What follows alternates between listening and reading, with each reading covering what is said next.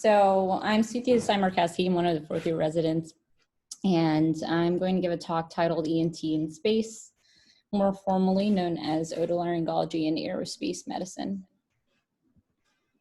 I'm sure when you read the agenda, some of you may have had this reaction, just wondering why I decided to go down this route. The simple answer is that I'm really interested in the topic. Anyone who knows me in this program knows that I have a very profound interest in astronomy and space flight and aviation as well. And I was a total space nerd growing up. I went to space camp, as you can see. And if you had asked me what kind of doctor I wanted to be, even at the beginning of med school, I would have probably told you that I was interested in being a doctor for NASA. I did some pretty serious research into this at some point in time. There are actually 5 accredited fellowship programs in the United States for aerospace medicine. The closest one's at UTMB. There's another one close by in Mayo as well, in Mayo, Arizona. And the caveat being that all of these fellowships were an extension of internal medicine residency. So as soon as I realized how long they ran for, that dream died pretty early in my medical education. The good news is I happened to choose the next best thing. It turns out that ENT and aerospace medicine have a very long history together, with a lot of contributions both from the field of otolaryngology to aviation and aviation medicine and its development over the past 100 years, and also vice versa. We've learned a lot about ENT physiology from our experiences with aviation and space flight as well. The third reason is it's just kind of been a tough year. In general, you know, there have been a lot of changes at work. There have been a lot of uncertainties. Outside of work, it's stressful getting groceries now. It's stressful thinking about how our families are doing when we don't live near them. And I think there have been a lot of instances over the past few months where we feel like people in general can be pretty terrible to each other. But there is one instance a couple of months ago that happened that I feel like reminded me that people can get together to do some pretty awesome things at the very same time. And that was when the SpaceX Falcon 9 launched a crew from the United States up to the International Space Station on May 30th for the first time in 9 years. And that kind of ignited my interest in this field of medicine and got me thinking about this presentation. And I just hope that it will be a welcome break at the start of a new academic year to think about our specialty in a different way, because it has some pretty extraordinary applications outside of the daily grind that we're used to. And so for those of you who aren't familiar, traditionally the residents sprinkle their talks with little photos of their pets or other interesting travels, but I thought it would be nice to take a look at some of the photography of the astronauts from the International Space Station. So I'll be peppering my talk with those, starting with this view of Scandinavia near local time of midnight. So an outline of my talk, I'll start with a brief history of how ENT came to be involved in aerospace medicine, and then we'll go through the ears, nose, and throat of otolaryngology and literature out there as pertaining to the field, a majority of which lives in the E portion, just because of the natural relationship of the vestibular system with aviation, and just some interesting specs of data in some of the other subspecialties.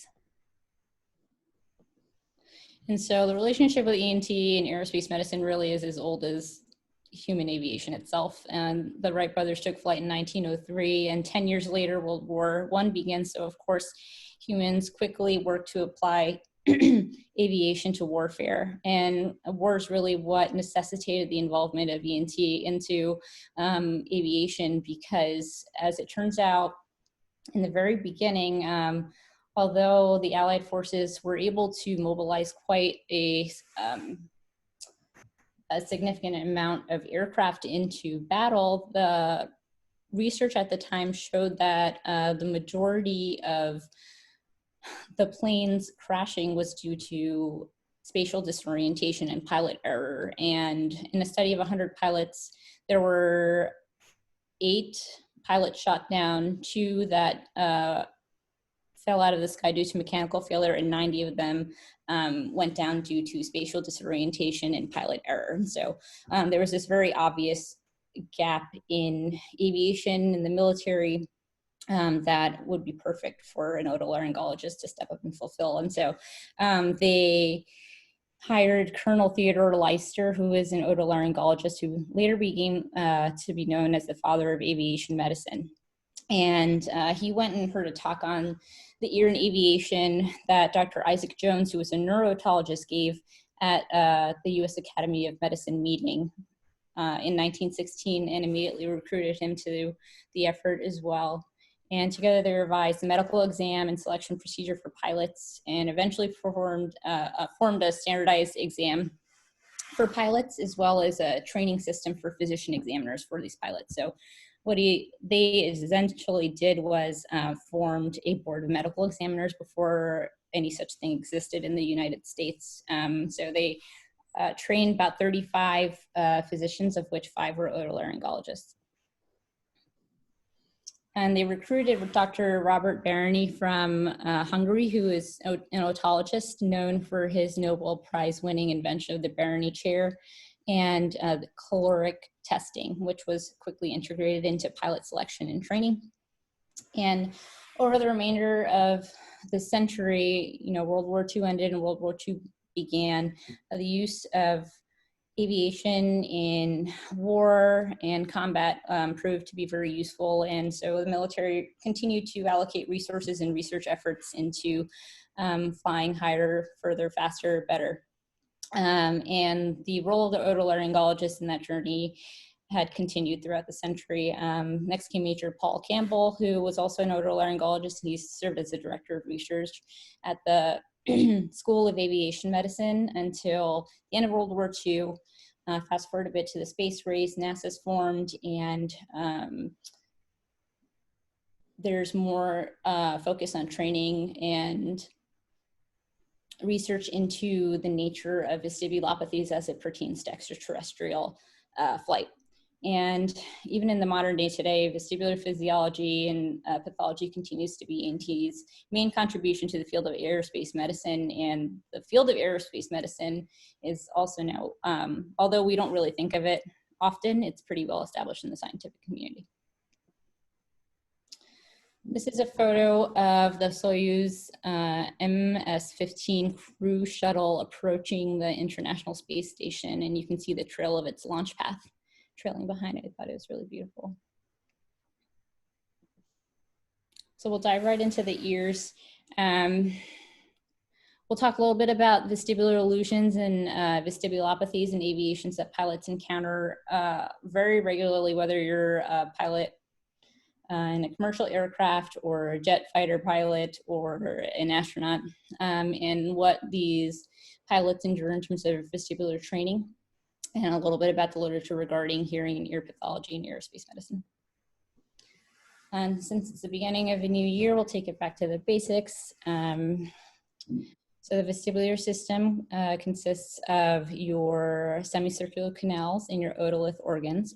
There are 3 semicircular canals that are positioned orthogonally to one another, meaning about 90 degrees to one another. And that consists of your internal gyrometer. It detects rotation of your body, or specifically your head in space. And the otolith organs are the utricle and the saccule, which also are positioned approximately 90 degrees from each other, and they detect your linear acceleration. And these structures are supplied by the vestibular branch of the vestibular cochlear nerve, as demonstrated here. They themselves are sensory organs, but they contain microsensory organs that contain hair cells surrounded by endolymph, and it is the relative motion of either the canal or the endolymph to the hair cells that stimulates signals of position in space to the vestibular cochlear nerve, which is carried to the brain. So again, we have the semicircular canals. You have three: the superior canal, which detects rotation around the x-axis or pitch; the posterior canal, which detects rotation around the y-axis or roll; and the lateral canal, which detects rotation around the z-axis or yaw. And then our otolith organs, the utricle, which detects linear acceleration in the horizontal plane, like running straight, forward, or backwards; and the saccule, which detects linear acceleration in the vertical plane, such as the downward force of gravity that keeps your feet planted on the ground, or jumping straight up and down. And I'm a visual person, so I thought that this diagram did a good job of demonstrating which direction each of these canals correlates to. The superior canal in blue, it correlates to your head nodding up and down.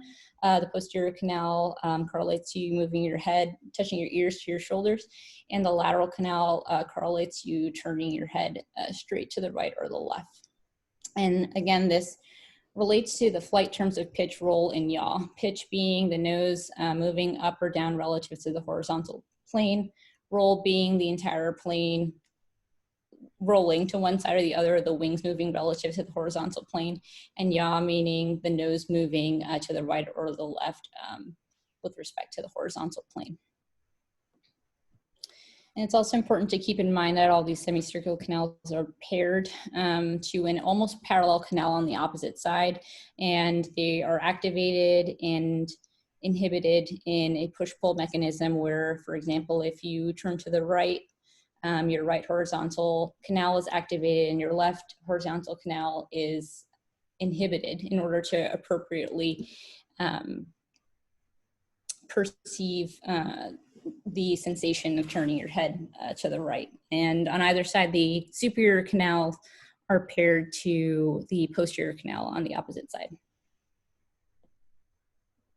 Before I move forward, I wanted to introduce you to someone special to me. This is my brother, Stephen Patrico. He is a lieutenant in the U.S. Navy. He's a fighter jet pilot stationed out in Whidbey Island. He flies the F-18 Hornet and was deployed on the USS Theodore Roosevelt aircraft carrier this year. And if that sounds familiar to you, it's probably not for a good reason. They were the boat that was all over the news because of the COVID outbreak. They were quarantined for some time in Guam, but thankfully Stephen is doing great. He's healthy, and most importantly, he is coming home today. So family's super excited about that, and I'm very grateful to have him as someone to help demystify some of the next few phenomena that I'm going to talk about. So we'll jump into vestibular illusions in aviation. This can be divided into two types. There's a somatogyral illusion, which is when you're given a false sense of your body rotating, and that's the semicircular canals that are responsible for that. And somatogravic illusions, when your body has a false sense of acceleration due to some misinterpreted signals from the otolith organs. And these are aviation vestibular illusions that occur very regularly in flight of commercial pilots, fighter pilots, and of course astronauts.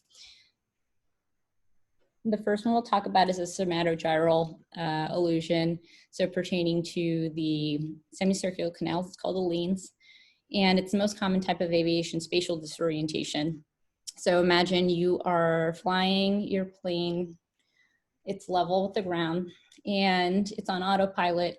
The plane slowly banks to the right, but it is at a rotational acceleration of less than 2 degrees per second, so a very ever so slight and slow bank to the right.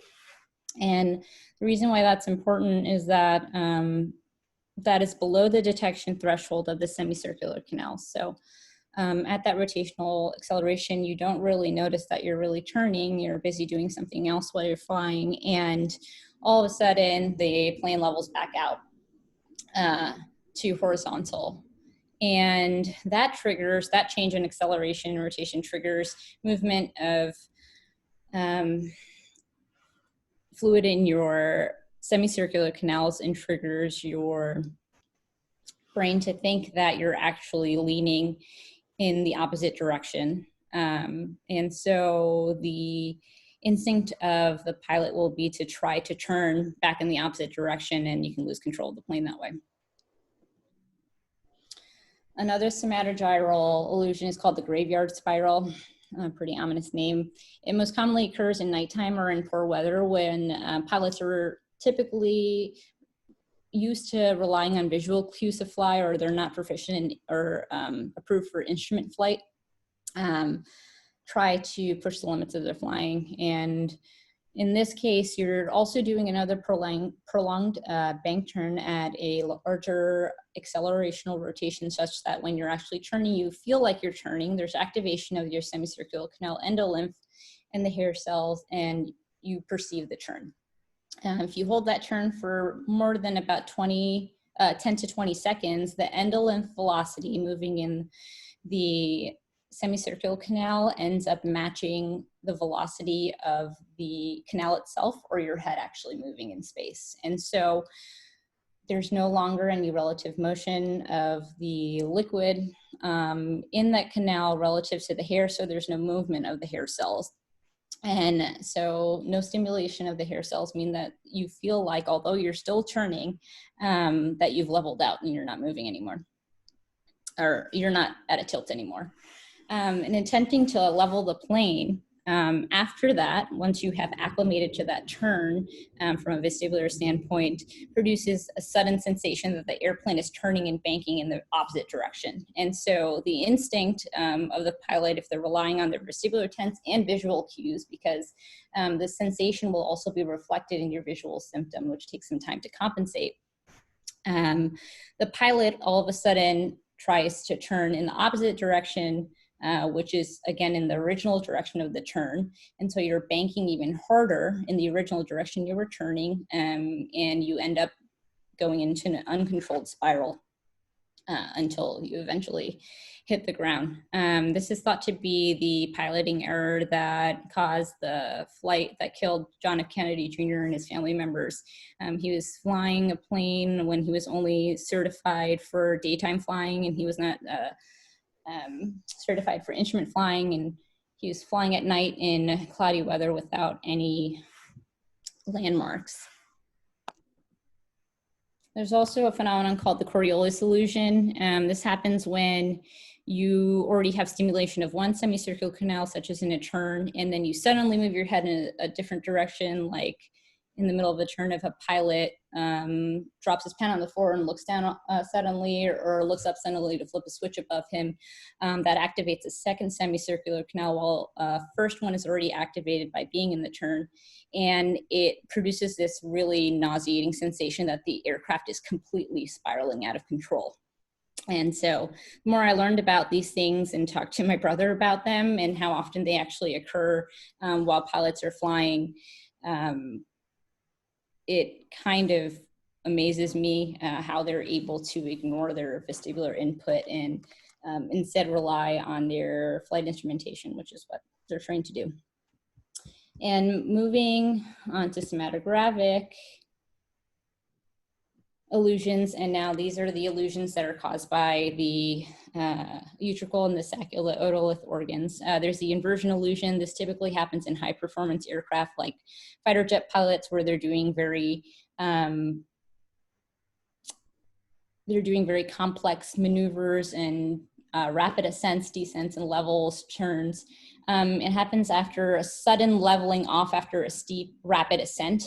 So you're going up super fast, all of a sudden you turn your plane level, and your utricle and your sacule still feel the accelerational forces of those steep ascent, but the plane is relatively level to you, and so this results into sensation that you're tumbling backwards. And so the instinct, if you were to listen to your vestibular system during this maneuver in the middle of the sky, would be to lower the nose of the aircraft, and you could end up in a skydive. For this next one, I'm going to ask my brother to help demonstrate the head-up illusion. This typically occurs on catapult takeoffs on aircraft carriers. And it happens when there is the sudden forward acceleration during level flight or takeoff with a catapult off an aircraft carrier. And it results in a sensation that the nose of the plane is up when it's in fact level. And a little bit more before I play the rest of this video. The reason why this occurs on catapult takeoffs is because of the need for them to accelerate so fast for such a small length of runway. An aircraft carrier only has 300 feet of runway, and the takeoff speed for an F-18 jet is 170 miles per hour. So in order to achieve that takeoff speed over that small length of runway, they are catapulted by a steam catapult over 2 seconds from 0 to 170 miles per hour, and they endure about 4 Gs of force during that time. And compare that to going to Love Field, taking off in a Southwest aircraft. You're on the runway, it's about 6,000 to 8,000 feet, and you're going from 0 to 170 in about 30 seconds. So it's quite a difference, and it does a number on your vestibular system. And this happens every single time he takes off from the aircraft carrier. It's an instinct he has to fight every time he flies.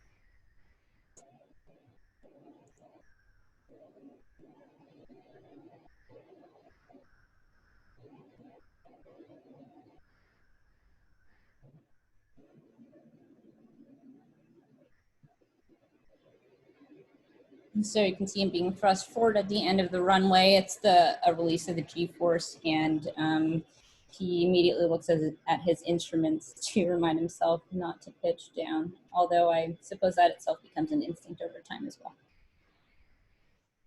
And here's a nice diagram further explaining this phenomenon, where you're being catapulted forward, G-forces are against you, and the resulting perceived acceleration is upwards when it is in fact straight. This is a photo of the coast of France, as seen from above, really colorful. And so as you can see, there's a lot of things that can go wrong in very simple and very advanced piloting due to illusions related to the vestibular system and G-forces. And so this has very direct implications on the way we train pilots, whether it is for commercial air flight or for military flight or for space flight. And so the Barany chair, as I described earlier, invented by Dr. Barany, is a Hungarian otologist. It's essentially a chair that you sit in and it spins freely in one direction or the other, and you have the subject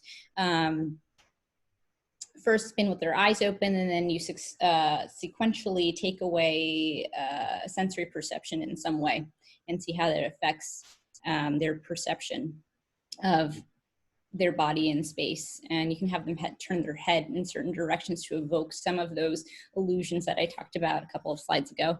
This is the original Barany chair with Dr. Barany, and this is really what it looks like now. It's one of the more introductory training tools used in the military. There's also centrifuge training. This is used in training for astronauts as well as military pilots due to the amount of G-force that they have to endure in order to do their job on a regular basis. And so this is where they learn to do the anti-G straining maneuver and combat those vestibular illusions that I mentioned before. And there's always instrument flight training and simulator training that comes towards the end before they're given their wings to fly. And the take-home lesson being from the last few slides that it's really important to train a pilot to ignore their vestibular instincts and instead rely on their flight instruments in many circumstances. We'll talk a little bit about centrifuge training. In case you need a little refresher, G-forces are the force per unit mass that causes the perception of weight. And this is achieved in pilot training in a centrifuge.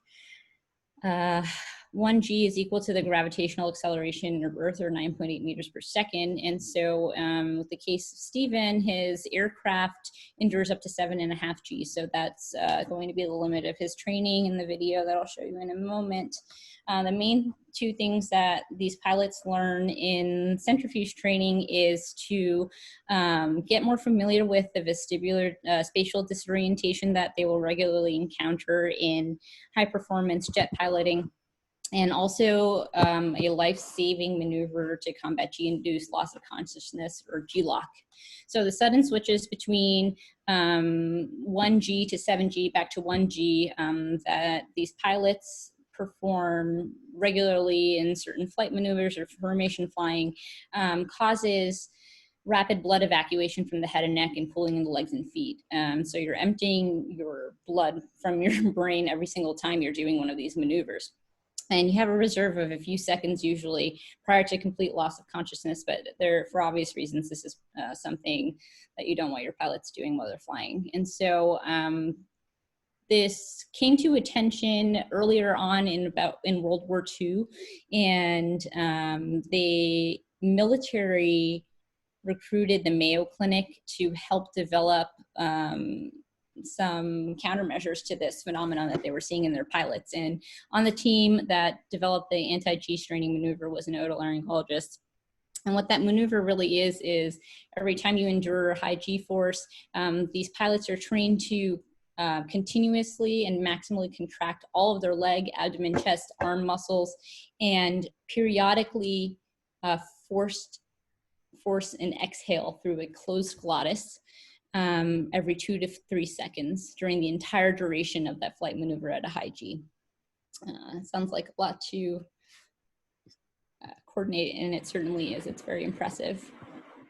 So this is the G force up in the upper left corner that you'll see. He's already spinning a bit at about 1.5 Gs, and he's been through a couple runs already, so he's trying to control his stomach and his vertigo. The training exercise ends with their head turned to the left, and they're focusing on a symbol in the corner of the centrifuge tank, and he's going to be subject to the full 7.5 Gs and try to hold the blood in his head using that maneuver.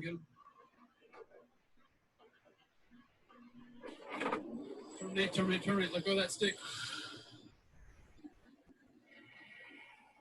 Why, Dad, have you terminated? What'd you do? Well, I didn't squeeze my legs. Yeah, you took a breath, pulled back. I don't know if the sound's working. Leg, breath, pull. All right. Show it to me. Make it happen. Whenever you're ready. Can you hear the video sound by any chance? Breathe. Squeeze the knees together. You got this. Breathe. Squeeze that butt. Push out. Breathe. Keep squeezing those legs. Breathe. Take the heels down. Keep squeezing. Breathe. Push out with the abs. Squeeze that butt. Breathe. And terminate. Hold the strain. Hold it. And relax it up.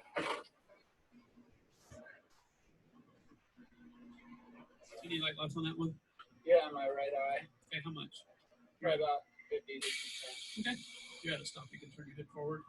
Did you get into that back? Not really, no. Okay.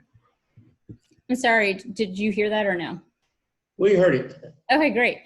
So at the end, the the exercise instructor was asking Stephen if he lost vision in his eye, and he said he lost vision in his right eye about 60%. And when that happens, the pilot is supposed to try to compensate by straining harder, try to push more blood out of the legs and the thorax back up to the brain. And he said that he was not able to retrieve any of his vision loss that time. So this is something that they have to train over and over and do. And these are maneuvers they do countless times every time they fly. It's really amazing to me that they're able to do this. That brings us into the concept of space motion sickness. This is a phenomena unique to astronauts and those who have experienced microgravity. It's the opposite of I suppose, terrestrial motion sickness, where like seasickness or car sickness when you're focusing on reading your book or scrolling Instagram, and then you look up to talk to your friend or look out the window and you feel super sick. This occurs in space when you are suddenly subjected to microgravity. You arrive at the space station, you're floating around, you're moving around, and your eyes see that you're moving, but there's no sensory input to your vestibular system in microgravity, or relatively low sensory input. Usually the saccule is good at canceling out or calculating or accounting for the gravitational acceleration that we're constantly subject to on Earth. And so when you are thrown into space where there's really next to no gravity or microgravity in the environment in which you spend the majority of your time, it's very puzzling for the otolith organs. And so it results in similar symptoms of nausea, vertigo, vomiting, and severe disorientation. And about 50% of astronauts experience this upon arrival to space. It's really difficult to treat pharmaceutically, and it's often resolved by counterintuitive measures to those on Earth. When you get seasick, they tell you to go out to the deck and look at the open water. When you're car sick, you're supposed to put the book away and look outside, look out the window, take some deep breaths, don't close your eyes. But space motion sickness is actually most successfully resolved by closing your eyes or by restricting your vision to a small area for a period of time to help recalibrate. And there's this really interesting period of time right before the space race in American history for NASA, where 11 male volunteers who had spinal meningitis resulting in severe vestibular dysfunction, or a dead vestibular system essentially, had severe gait dysfunction and were completely deaf as a result, volunteered from the Gallaudet University, which is a private university for the deaf and hard of hearing in Washington, D.C. They volunteered for NASA as control subjects in their motion sickness research and research on vestibular function as it pertains to zero gravity. And they were pretty excellent control subjects who were known to be the Gallaudet 11. There's quite a bit of information about them out there on the internet. It's an interesting story to look at, but some of the things they endured were really crazy. This gentleman in the upper right corner is standing in a room that revolves 20 times per minute, and he stayed there for 12 days straight without any issue. He took a few math tests in there and was subjected to a bunch of other somatosensory tests and did great. This is a gentleman being lowered into a centrifuge, which had no apparent effect on this patient population as well, compared to the hearing subject with intact vestibular function. And this is the part of the Gallaudet 11 getting ready to take flight on the Vomit Comet, which is the plane that undergoes parabolic flight to simulate motion sickness, and under which they had a great time floating around in zero gravity while the hearing subjects vomited their brains out in the corner. So a lot of what we know about motion sickness, some of the Sentinel papers actually came out during the time that this cohort of patients volunteered to participate in this type of research. It's pretty cool. So the moral of the story is the vestibular system is a pilot's enemy, and much of pilot training is spending time learning to ignore your sensory input and rely on your instrumentation. This is a photo of a frozen lake in the Himalayas as seen from the International Space Station. Really beautiful colors.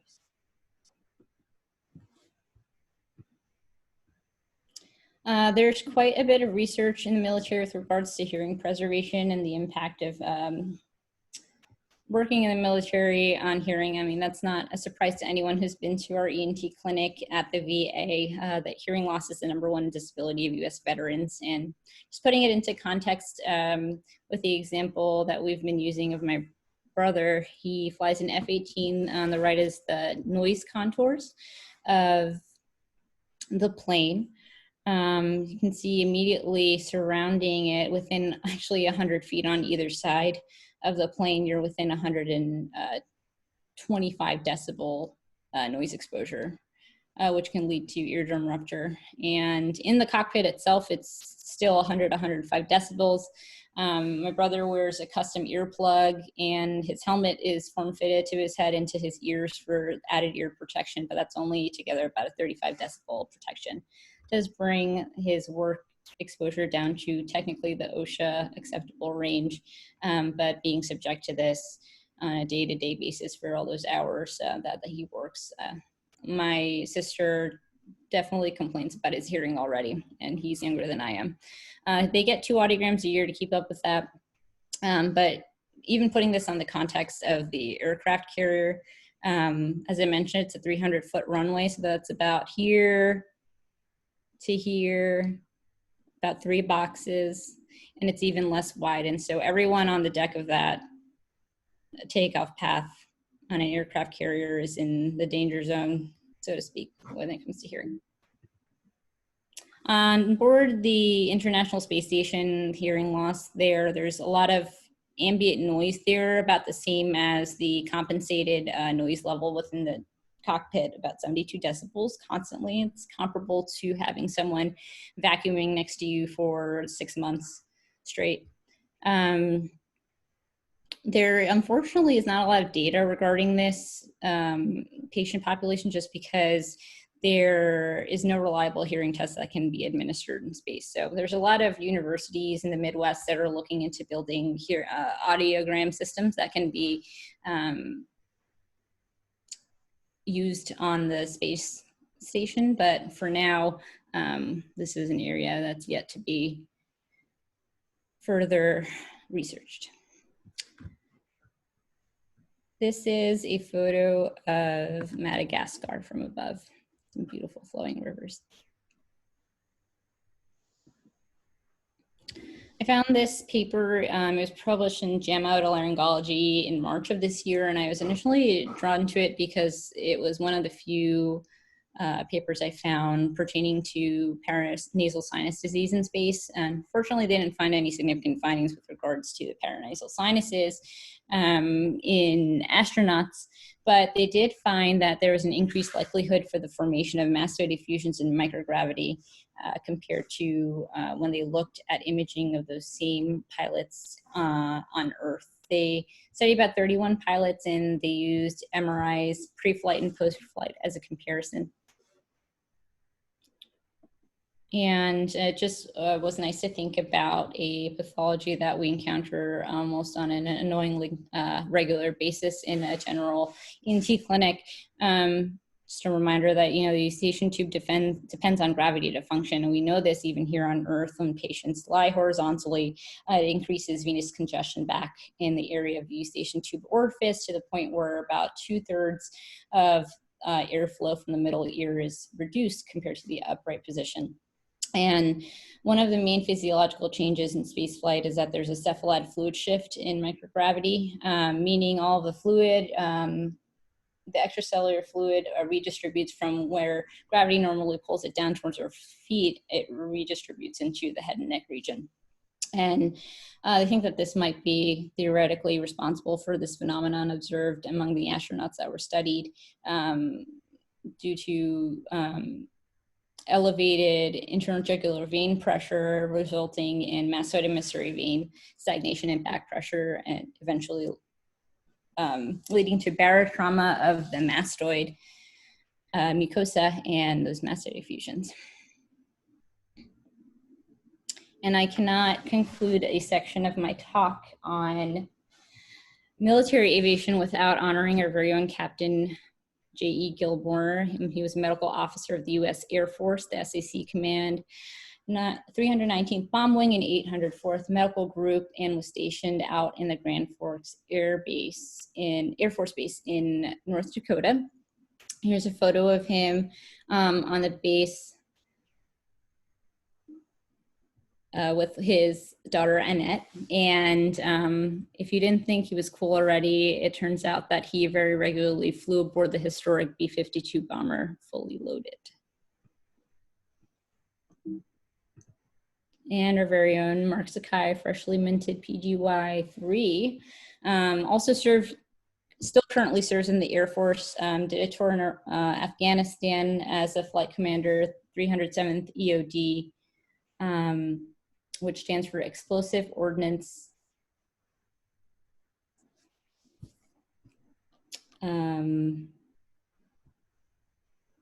Help me out here, Mark. He was a bomb tech. He was a bomb tech. He led the entire flight of soldiers out in Afghanistan for his tour there, and was stationed out in the Dulles Air Force Base in Texas.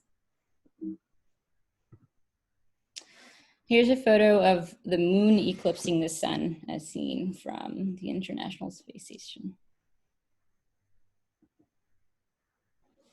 As we move forward, there's a lot less literature and much more to be discovered with regards to the other subspecialties of ENT in space, but I'll go through the highlights.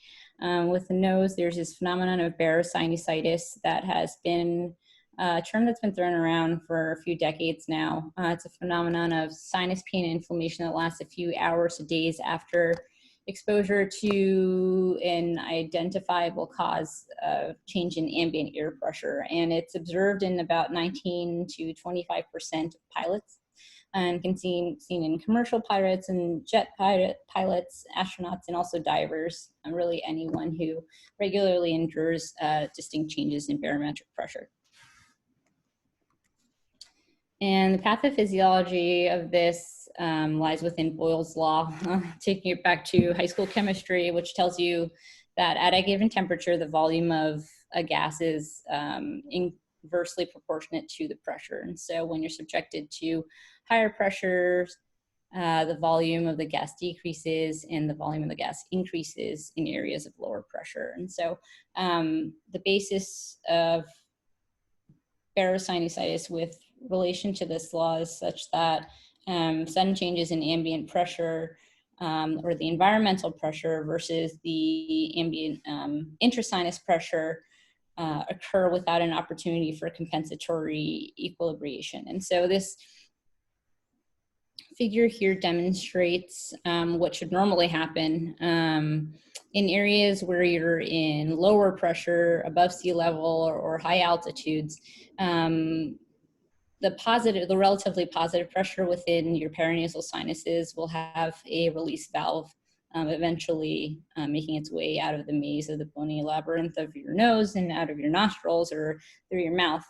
And conversely, in areas of increased barometric pressure, such as in diving or with regards to aviation when pulling high G-force maneuvers, there is a relative negative pressure inside your paranasal sinuses compared to the environment around you. And so the air flows into your sinuses given enough space. The thought behind the barosinusitis phenomenon is that you have some sort of obstruction, whether it be mucosal inflammation or an anatomic obstruction like a type 3 cell, or really badly deviated septum, a concha bullosa, that predisposes you to having difficulty equilibrating these extreme changes in pressure, and that leads to further mucosal damage and edema and long-term acute bouts of sinusitis and sometimes acute recurrent and chronic sinusitis symptoms. And so the medical treatment of isolated episodes are pretty much the same as acute sinusitis: analgesia, decongestant with nasal steroids, saline rinses, and antibiotics if the criteria call for it, whereas surgically, FES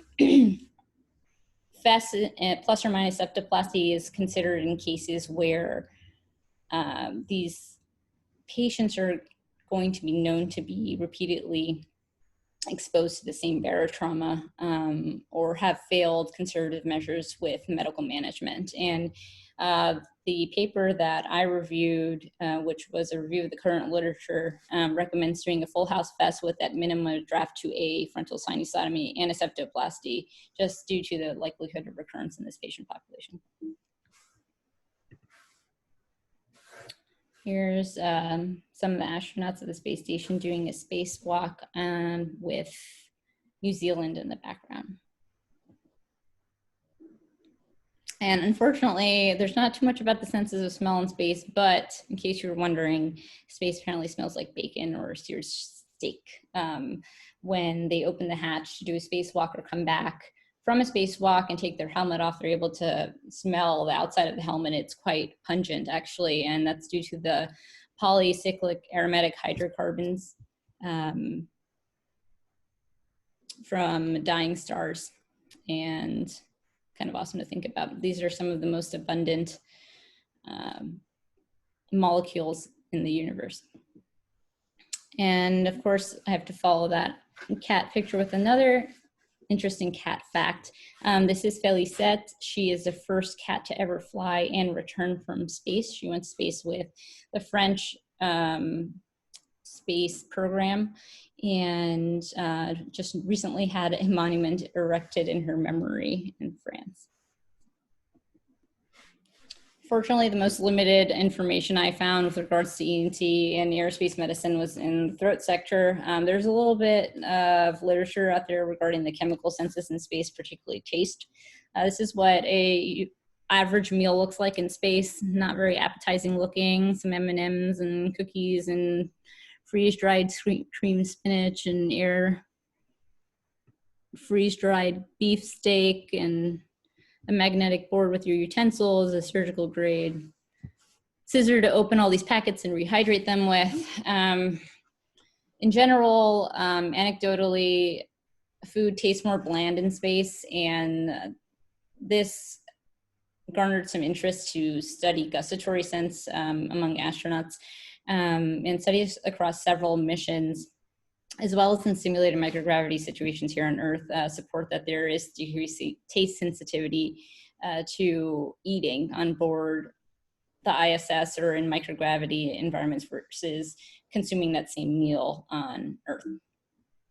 In the beginning, there was this sort of obsession with blaming everything on ionizing radiation that astronauts are exposed to outside of the protective atmosphere of Earth. And so, interestingly, they actually looked at this change in perceived sense of taste from the point of view of looking at radiation exposure in head and neck cancer patients. And there was a study that, for the purpose of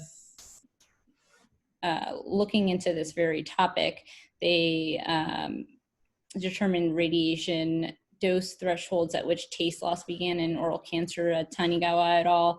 And that was determined to be a threshold of about 8.3 gray, with complete ageusia occurring at greater than 24.9 gray. Thankfully, ISS astronauts are only limited to about 2 gray exposure per 6-month orbit. And so that theory is quickly thrown out the window. And so the current theory relates back to that physiologic fluid shift in microgravity to the head and neck, resulting in congestion of the nasal mucosa and the olfactory mucosa. As we know, it's been very well established in the literature that chemical odorants contribute very greatly to our perceived taste of a food item. And for example, coffee is notoriously hated on the International Space Station, even amongst coffee lovers. And it kind of makes sense when you learn that coffee has over 500 aromatic odorants.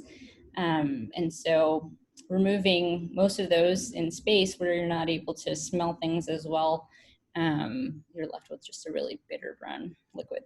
Stuti, hi, it's Dr. Halderman. I was going to say, I would theorize that the taste issues may strongly be influenced by olfaction and sort of the ability for those particles to kind of make it, I think probably the nasal airflow is different in space. And so our ability to kind of generate stuff, airflow for stuff to get up to the olfactory strip is altered. Has there been anything studied in regards to that you're aware of?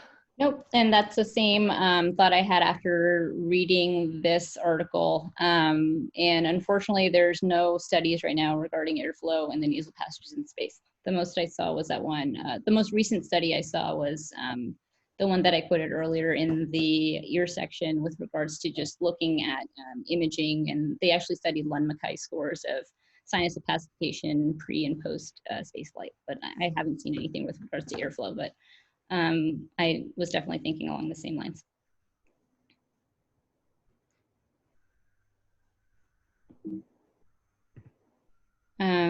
This is a beautiful photo of the afterglow of a sunset from the ISS. The space station actually revolves around the Earth 16 times a day, so they get to see 16 of these every day. And that brings me pretty appropriately to the next topic I'm going to talk about, which is sleep disturbances on the International Space Station. This has actually been very thoroughly studied. It's been a pressing concern since we put astronauts up on the International Space Station. Space aids, sleep aids are the most common medications taken aboard the ISS, with about 78% of the crews of Space Shuttle missions to date taking some sort of sleep aid at least half of the nights that they're on the space station. And both sleep time and quality are adversely affected. Astronauts are getting on average 5 to 6 hours a night on the space station versus 7 to 8 on average that they get on Earth. And their sleep quality is decreased in REM sleep, 50% decrease in REM sleep on the International Space Station versus on Earth. And they do have polysomnography capability on the space station, which is pretty cool. It's where they get this data from. They also have decreased slow wave sleep, extended sleep latency, and increasing waking time on average.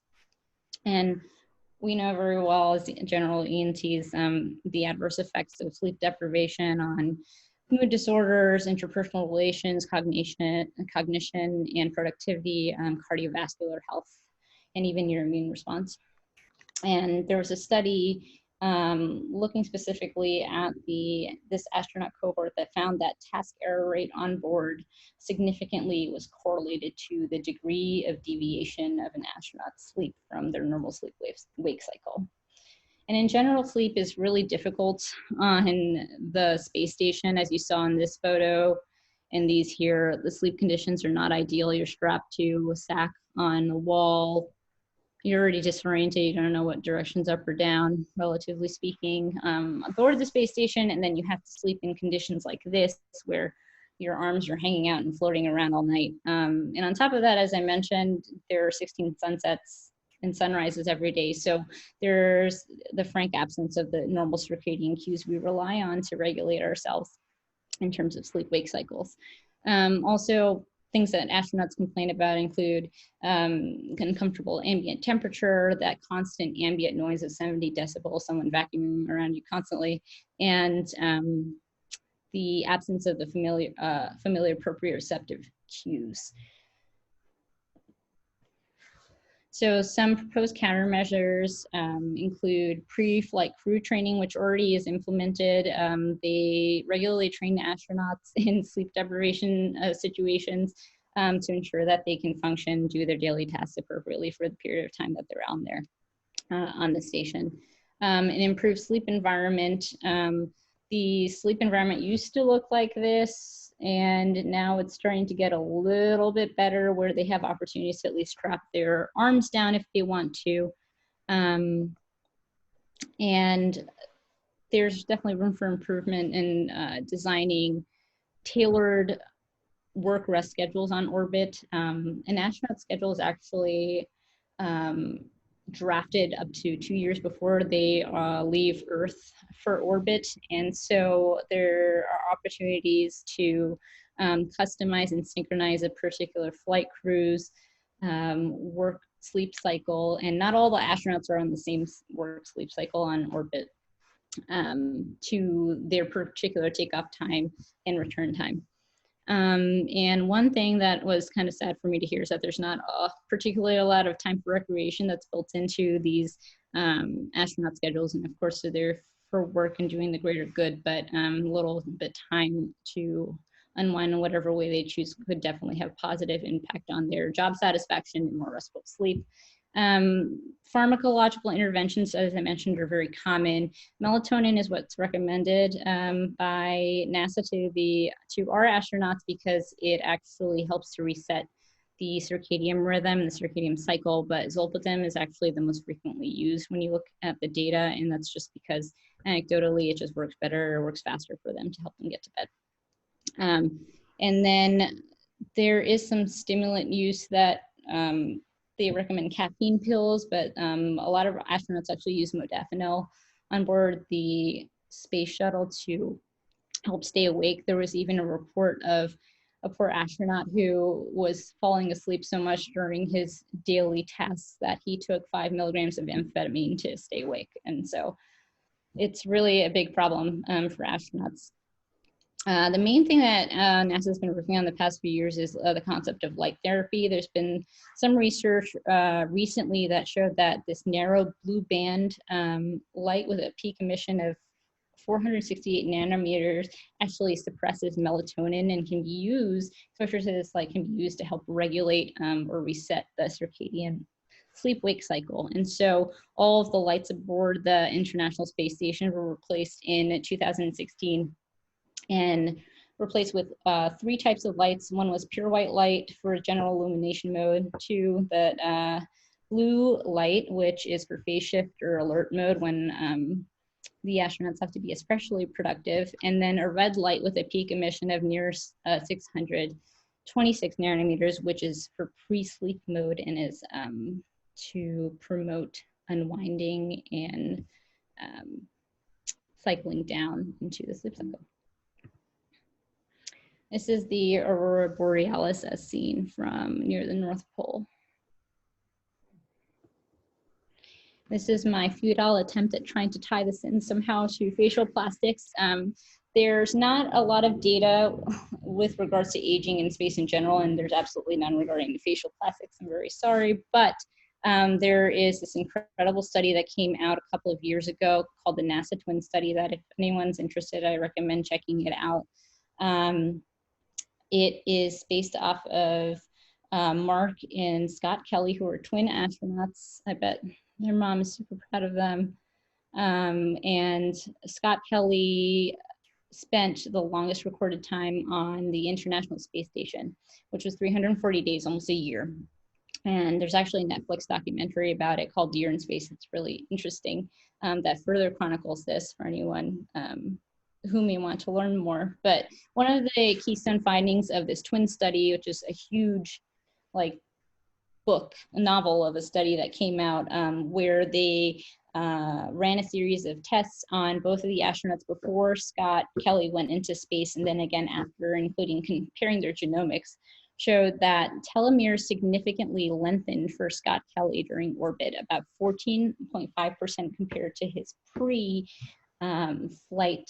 telomere length. And his brother, being the control, had on average the same telomere length throughout as a comparison. And the really interesting thing is that the telomeres shortened rapidly to Scott Kelly's pre-flight averages upon 2 days of returning to Earth. So the thought behind this was that there was perhaps decreased telomerase activity. And so they did a series of blood draws in a space flight for Scott, and they had preliminarily had very promising results to show that this was probably the reason why. Unfortunately, when he brought all the samples and the data back with him, the integrity of all of his blood samples were compromised in the re-entry burn into the atmosphere, and so they had to throw that data out. But it's really a very interesting thing to think about in terms of its implication on aging. And in case you were wondering, due to the effect of time dilation, for every 6 months that an astronaut spends on the International Space Station, they gain 7.007 seconds of life in return to Earth, that much younger compared to the rest of the planet. So I'll leave you with this last photo. Looks like a bunch of nothing, but it's actually one of the most famous photos taken in space on Valentine's Day of 1990. It's called the pale blue dot, and that little dot there is Earth. This is a photo taken by the Voyager right before it turned off its cameras to conserve power as it was leaving the solar system. Taken from about 67 million or billion kilometers away from Earth. And this photo inspired an entire novel by the astronomer Carl Sagan, and I always find this quote very comforting during stressful times. Special thanks to Dr. Gilmore and Dr. Leach for allowing me the creative space to give this talk on a personal passion and humoring me. And to my brother Stephen for demystifying a lot of that vestibular aviation pathology, and my sister Amanda for helping me get in touch with him during deployment. Thank you. Thank you very much. That was a brilliant